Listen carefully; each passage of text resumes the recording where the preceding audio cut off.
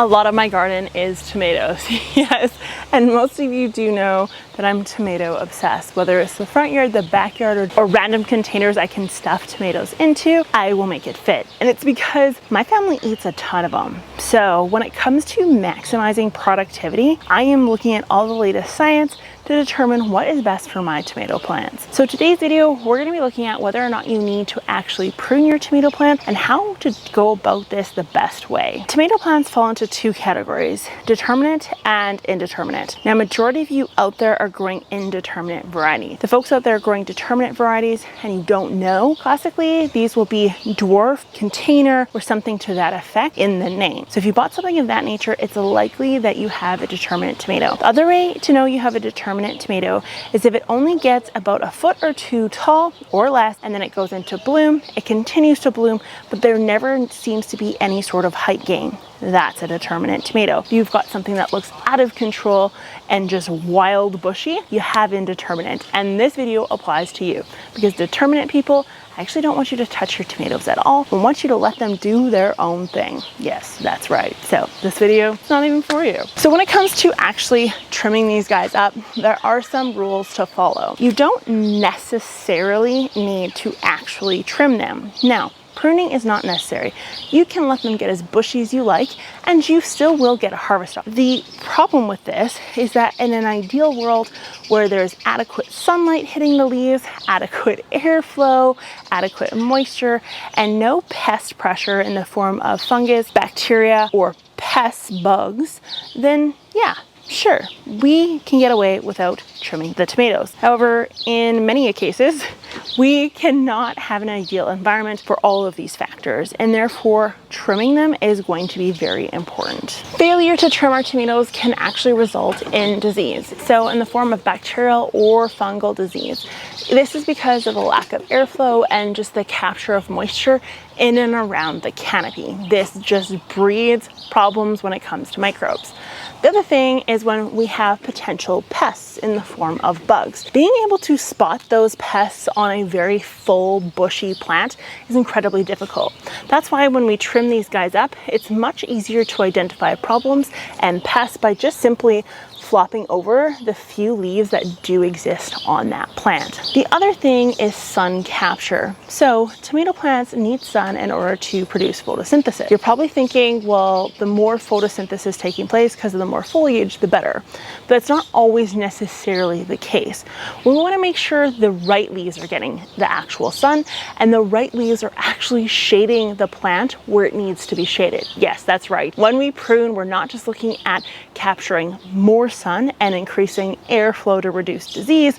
We're also looking at how we can protect our little tomato fruits to ensure that they don't get a sunburn. So I'm going to show you here on this plant that I have not yet pruned whatsoever, specifically for this video to help you determine what needs to be trimmed and what doesn't. So let's get a closer look. So here's an untrimmed tomato, and you're probably thinking this looks completely fine.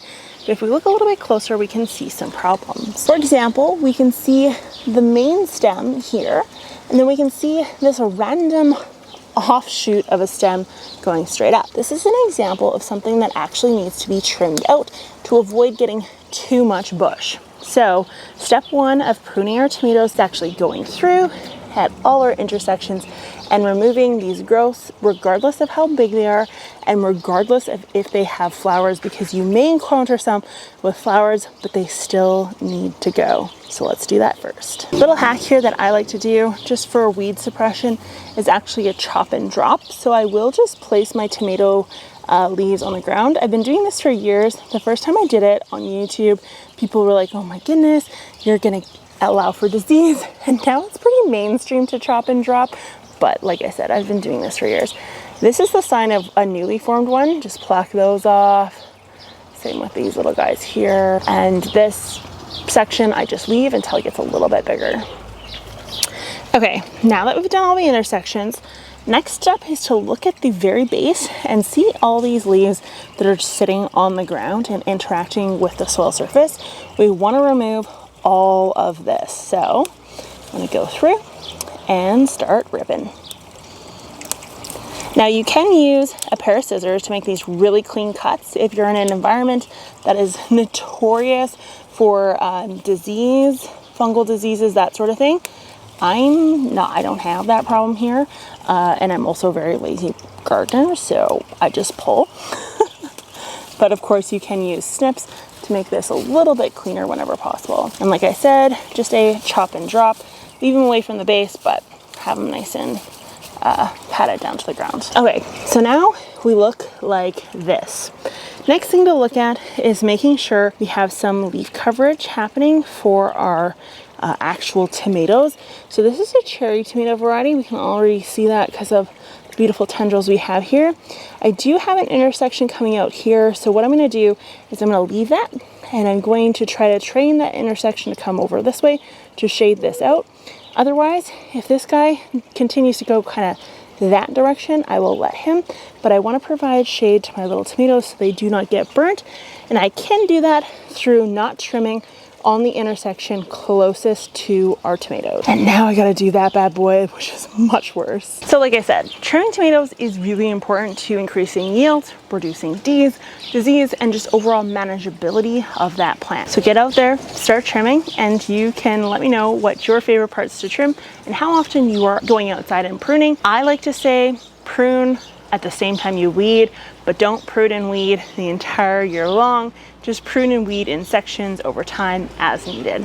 I'll talk to you next time. Bye.